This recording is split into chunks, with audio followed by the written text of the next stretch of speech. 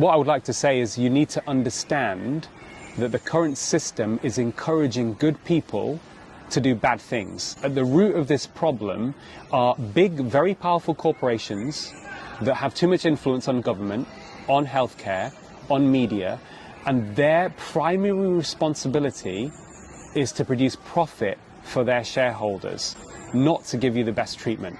And when you understand that, then we can start doing something to transform the system. And I don't say this lightly.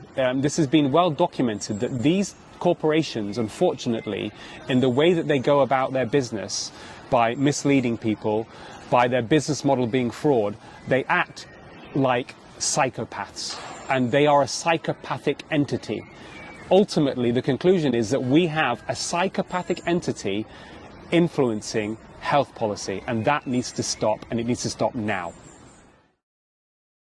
Okay, Seem, so we've met today to talk about a paper that you've written, which is published, well, it'll be published by the time this interview goes out. Maybe you could give us a little bit of background about how and why this paper has come about, and then we can talk about the content of it. So what I've done recently is critically appraise the evidence around the COVID vaccine, specifically the mRNA vaccine. And the reason that I looked into this is that I suffered quite a personal tragedy with the sudden death of my father in July last year. He was a very fit and well man. He was 73 years old.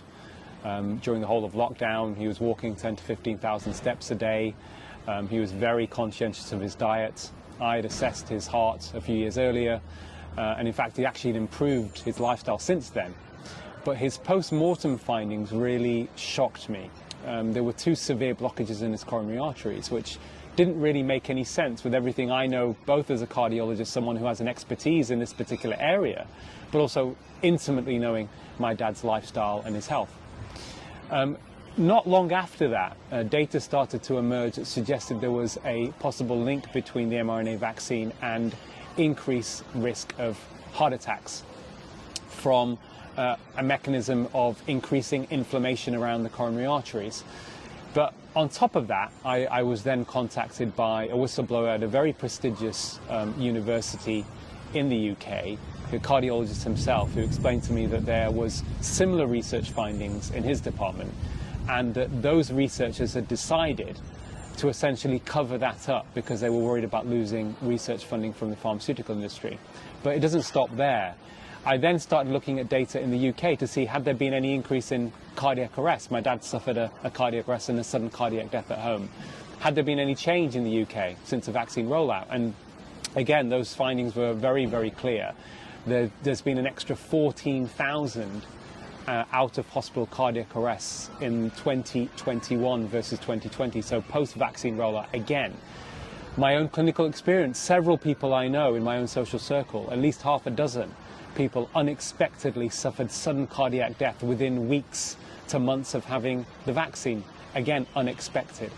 So for me, the evidence is very, very clear. And when you look back at the original Pfizer trial, the randomized control trial published in the New England Journal of Medicine, that actually was the basis on which there was a huge vaccine rollout across the world for this particular vaccine, there is a smoking gun.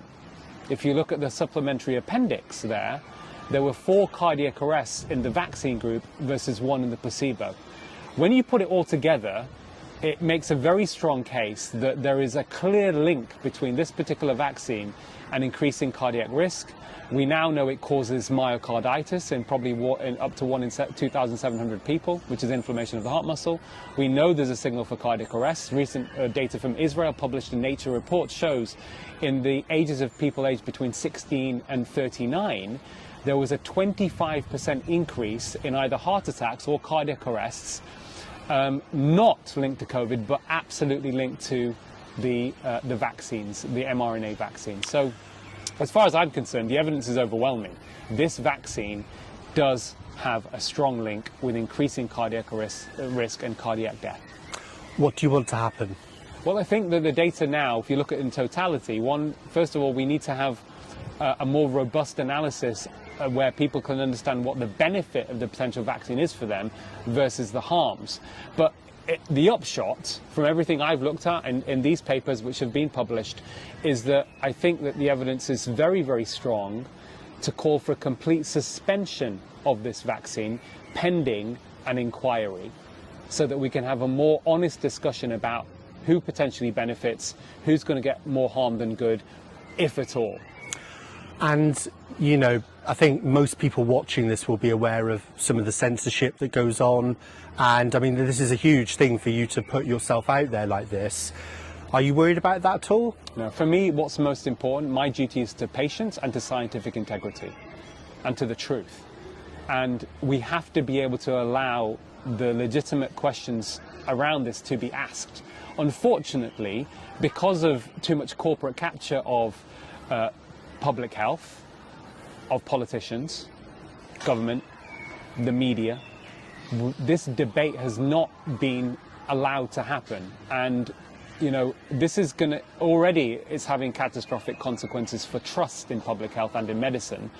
And my duty, my responsibility is to restore that trust, but also allow honest conversations to happen between doctors and patients, which has not happened, unfortunately. It's very clear now with the rollout of this vaccine. And of course, this is very, very personal to you. I mean, how do you feel?